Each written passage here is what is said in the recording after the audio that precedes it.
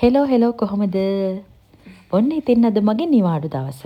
නිවාඩු දවසේ මම මොනවද කරේ කියලා බලමුද?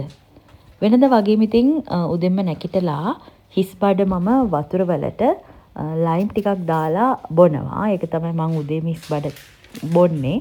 ඉස්සර නම් මට ටී එක නැතුවම බෑ. ඒකට මම ඇඩික්ටඩ්. හැබැයි පස්සේ මගේ weight loss කරන්න මට ඒක ගොඩාක් බාධාවක්. මිල්ක් බොන එක, උදේට ටී එකක් බොන එක. ඒ නිසා මම ඒක අමාරුවෙන් අතෑරියා කියන්නත් බෑ, පුළුවන් තරම් අඩු කරා. හිතුන දවසට මම බොනවා. ඉතින් ඔන්න ඔහොම තමයි මම දවස පටන් අරගෙන මුල්ම වැඩේට යන්න ලෑස්ති වුණේ මේ විදිහට. දැන් තමයි මම ගෙදරින් යන්නේ. අද නිවාඩු දවසක් වුණාට මට අද වැඩ ගොඩක් තියෙන දවසක්.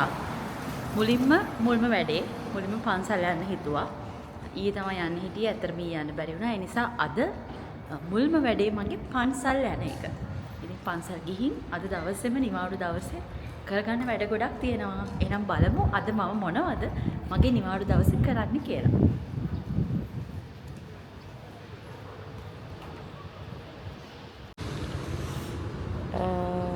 මම ටැක්සි එකක් දැම්මා. ටැක්සි එක එනකන් තමයි ඉන්නේ අද. දැන් උදේ 8:00මාරයි. ඒ වුණාට හොඳටම අවුව පායලා.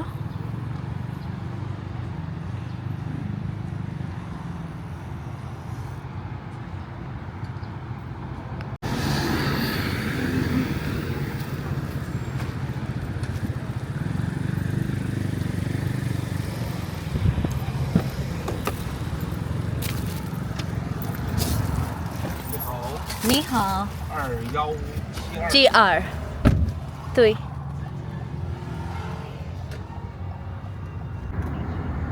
ටිකක් ට්‍රැෆික් තියෙනවා. අපේ ගෙදර ඉඳලා පන්සලට ගොඩක් දුර නැහැ. හැබැයි අද පොඩ්ඩක් ට්‍රැෆික්. මොකද අද සඳුදා දවසක්. මට නිවාඩු වුණාට මම ගිය සතියේ දවස් 7ම වැඩ කරා.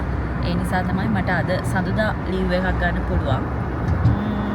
ඉතින් අද පන්සල් යනවා වගේම මට කරන්න වැඩ ටිකක් තියෙනවා. මේ තියෙන්නේ මම ඒ ටික නෝට් කරගත්තා මොනවාද මට කරන්න තියෙන වැඩ කියලා. කොහොම හරි අද ඉඳලා දවස් මේ සතියේ බ්‍රහස්පතින්දා මම ලංකාවට යනවා. ඒ නිසා ලංකාවට යන රැස් වෙන්න නිසා ඒ වැඩක් තියෙනවා කරගන්න. බලමු.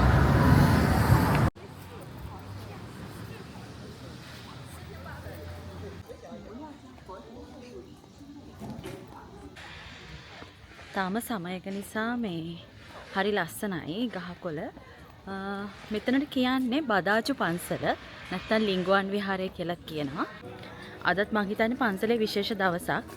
මම එන ගොඩක් දවසට එහෙම තියෙනවා.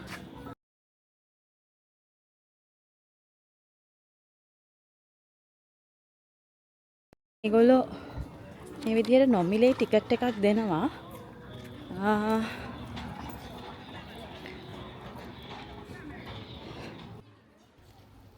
බේජිං වලට ආවට පස්සේ මම වැඩියෙන්ම ගිය තැනක් තමයි මේ බදාජු පන්සල. මේ පන්සලේ දවසින් දවස මම වෙනමම ලස්සනක් තමයි දකින්නේ. ඉතින් හරිම නිස්කලංක පරිසරයක්. අපිට අපේ විදිහට වන්දනාමාන කරන්නත් පුළුවන්. මොකද චීන ජාතිකයෝ වන්දනාමාන කරන විදිහ ටිකක් වෙනස්නේ. හැබැයි අපිට අපේ විදිහට අපේ නිදහසේ වැඳ පුදා ගන්නත් මෙතන අවස්ථාව තියෙනවා. කොහොම හරි මට ධාතුන් වහන්සේ වඳින්න අවස්ථාවක් ලැබුණා. මේ විදිහට හරිම පිළිවෙලට ඒගොල්ලෝ මේ වැඩ කටයුතු සංවිධානය කරනවා. මෙහෙම ස්වේච්ඡාවෙන් ඉන්න කාන්තාව තමයි මේ වැඩේට උදව් කරන්නේ. ඊට පස්සේ අපිව හොඳට චෙක් කරලා තමයි ඇතුළට යවන්නේ. ෆෝන් කැමරා පාවිච්චි කරන්න බෑ. ඒ නිසා මට මෙතනින් එහාට වීඩියෝ කරන්න හම්බුන්නේ නෑ. ඉතින් අපේ සෙරෙප්පු ගලවලා තමයි අපි ධාතු මන්දිරයට යන්නේ. සෙරෙප්පු එක පැත්තකින් මේ විදිහට ගලවලා ගියාම අපි අනිත් පැත්තෙන් එළියට එනකොට ඒ සෙරෙප්පු ටික ගෙනල්ලා තියනවා. ඉතින් එතකොට ඒවා මේ විදිහට කලෙක්ට් කරගෙන ඒ සෙරෙප්පු ටික දාගන්නත් වෙනමම පුටු පෙළියකුත් තියලා තියෙනවා. ඒ තරමටම හරිම පිළිවෙලයි මෙතන වැඩ කටයුතු. ඉතින් ඒ වගේ අර කිසිම කලබලයක් තදබදයක් නැතුව අපිට අර සැදැහැසිතින්ම ධාතු වැඳලා යන්න පුළුවන් පරිසරයක් මෙතන හැමදාම තියෙනවා.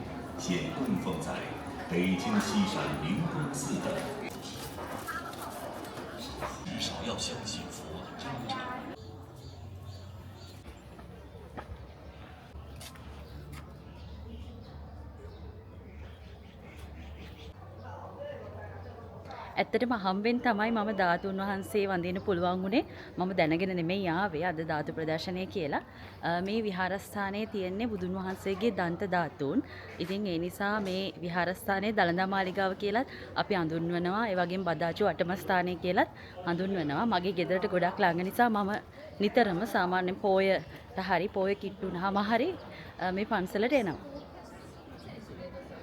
ඉතින් දැන් මම බුදුන් වැන්දා මම යන්න හදන්නේ මගේ ඊළඟ වැඩේට. බලමු. මුලින්ම කන්න ඕනේ. කන්නේ කොහෙන්ද කියලා දන්නේ නැහැ. ගෙදර කෑම මුකුත් නැහැ.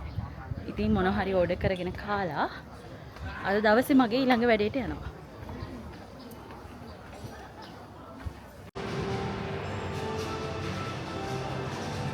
මම දැන් ආවා වන්ඩර් ප්ලාස් එකට කන්න.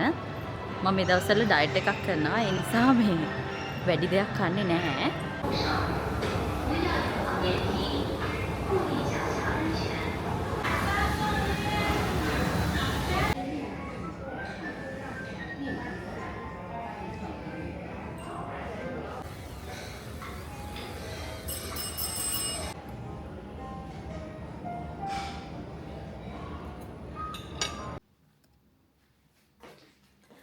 මම ගෙදර ආවා. ගෙදර ඇවිල්ලා වොෂ් එකක් දාලා චේන්ජ් එකක් කරගත්තා. මොකද මං ඊළඟ යන තැනට සුදු පාට ඇඳගෙන යන්න බෑ.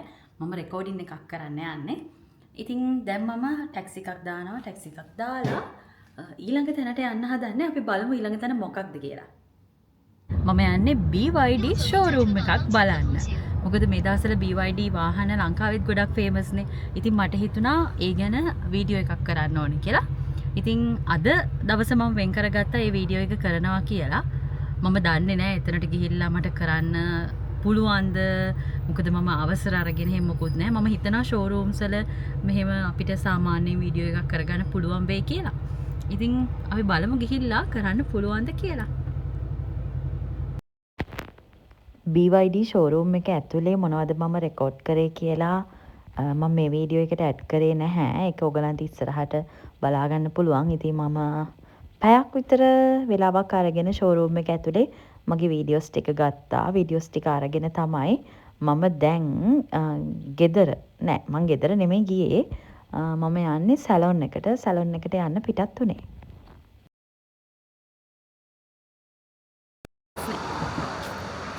මම කොහොම හරි බස් එක තියෙන තැන හොයාගත්තා. මගේ බස් එක එනවා.